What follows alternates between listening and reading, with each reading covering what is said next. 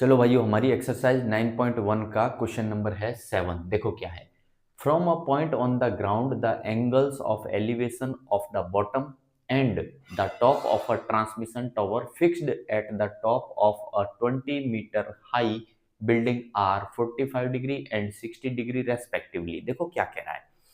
ये एक बिल्डिंग है, 20 मीटर हाइट है इसकी। इसके ऊपर में, बिल्डिंग के ऊपर में, ये जो रेड कलर से मैंने दिखाया है ए बी, ये है एक ट्रांसमिशन टावर, ये लगा हुआ है बिल्डिंग के ऊपर। क्लियर। अब ये है हमारा ग्राउंड। ग्राउंड पे कोई पॉइंट है, मान लो डी। अब इस डी पॉइंट से ये जो ट्रांसमिशन टावर है, इसका बॉटम एंड इसका टॉप का एंगल ऑफ एलिवेशन देखें तो वो कितना है। बॉटम के लिए है 45 डिग्री और टॉप के लिए है 60 डिग्री। यानी यहां से अगर मैं इसको देख रहा हूं, बॉटम को, टॉवर के बॉटम को देख रहा हूं, तो एंगल कितना बन रहा है, 45 डिग्री। और अगर इस टॉवर के मैं टॉप को देखता हूं, ऐसे टॉप टॉप को देखता हूं, तो एंगल कितना बन रहा है, 60 degree. Clear. Find the height of the tower. Tower की हाइट बताओ कितनी होगी। तो टॉवर है हमारा ए बी। चलो भाई, तो मान लेता हूं मैं थोड़ी देर के लिए कि टॉवर की हाइट है x metre. Let height of transmission tower is equal to x metre. ले सकता हूं, बिल्कुल ले सकता हूं। यानी ए बी, दूसरी ड्राइंग के हिसाब से बोले तो ए बी हमने ले लिया x मीटर। क्लियर है। चलो भाई, अब देखो, ये बिल्डिंग है जो कि ग्राउंड पे वर्टिकल है, तो यहां कितना एंगल बनेगा, 90 डिग्री बनेगा। अब दो ट्राइंगल नजर आ रहे हैं मुझे। एक ट्राइंगल दिखाई दे रहा है ए सी डी ट्राइंगल, और दूसरा ट्राइंगल है बी सी डी। करेक्ट है। दोनों ट्राइंगल में ये एंगल सी जो है वो 90 डिग्री है, कोई दिक्कत नहीं है। चलो भाई, तो हम पकड़ लेते हैं पहले triangle B C D.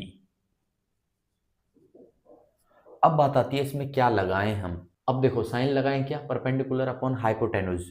Perpendicular तो है मेरे पास 20 मीटर, लेकिन हाइपोटेनुज है क्या, नहीं है। और निकाल के भी फायदा क्या, कोई फायदा नहीं है, इसलिए नहीं लगाएंगे। कॉस लगाएं क्या, बेस अपॉन हाइपोटेनुज।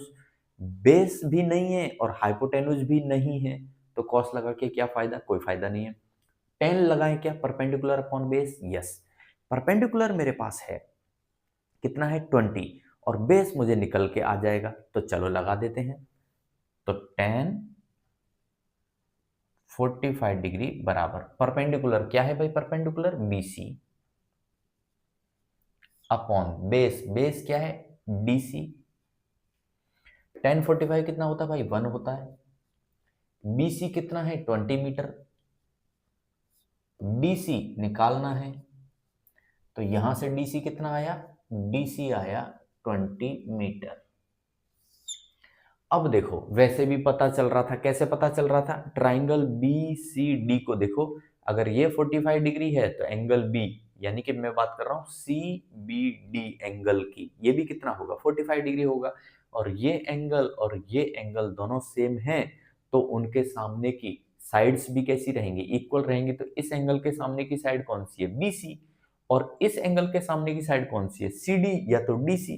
तो दोनों इक्वल रहेंगी, तो बिना निकाले भी पता था हमको कि कितना आएगा, 20 मीटर आएगा। क्लियर है। चलो, अब हम पकड़ लेते हैं दूसरा ट्राइंगल। कौन सा है दूसरा triangle, A C D. Triangle A C D लगाओ भाई, इसमें भी तो आप लगाओगे टेन 60 डिग्री बराबर क्या आएगा, परपेंडिकुलर। अब देखो, ट्राइंगल ए सी डी के लिए परपेंडिकुलर क्या है, ए सी है। करेक्ट है।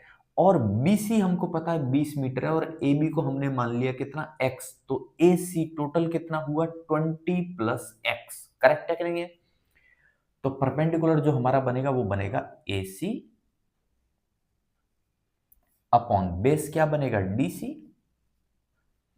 AC हमें पता है क्या है भाई, X plus 20 upon DC। DC हमने निकाला था अभी अभी, कितना है, 20 है। और टेन 60 की वैल्यू कितनी होती है, √3। तो √3 बराबर x प्लस 20 डिवाइड बाई 20। अगर मैं क्रॉस मल्टीप्लाई करता हूं तो क्या निकलेगा मेरा, क्रॉस मल्टीप्लाई करेंगे तो यहां से निकलेगा x प्लस 20 बराबर 20√3। करेक्ट है कि नहीं है? अब मुझे क्या निकालना है? मुझे तो x निकालना है, क्योंकि उसने कहा था find the height of the tower. Tower यानी AB यानी x मीटर, जो हमने लेट लिया था x मीटर। करेक्ट है, तो मुझे तो x निकालना है, तो x को यहीं रहने दो, बाकी सबको उधर ले जाओ। तो x बराबर 20√3 और इस 20 को इधर ले जाके माइनस कर दो भाई, -20। करेक्ट है। अब क्या कर सकता हूं? अब एक काम कर सकता हूं, देखो यहां भी 20 है, यहां भी 20 है, तो 20 को कॉमन ले लो, तो ले लो 20 को कॉमन। 20 को कॉमन ले लो, तो x बराबर 20 को हमने कॉमन ले लिया, तो यहां क्या बचेगा? √3 माइनस यहां क्या बचेगा? 1 मीटर। लो भाई, हमको निकल के आ गया, x निकल के आ गया हमारा 20 इंटू √3 -1 मीटर, जो कि क्या है? Height of the tower. Clear है?